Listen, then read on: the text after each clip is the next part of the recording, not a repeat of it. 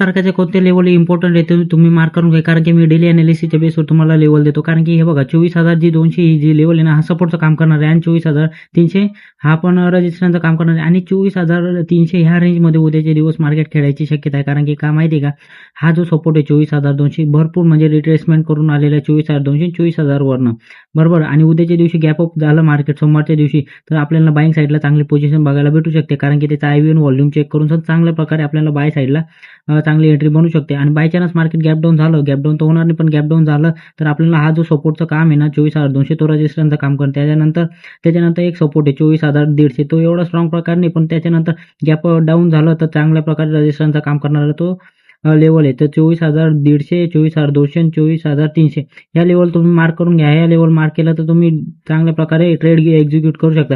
तर तुम्ही डेली अनालिसिसच्या बेसवर तुम्हाला व्हिडिओ टाकतो. जर तुम्हाला व्हिडिओ आवडले असेल तर तुम्ही चॅनलला सबस्क्राईब करू शकता, लाईक करू शकता. धन्यवाद.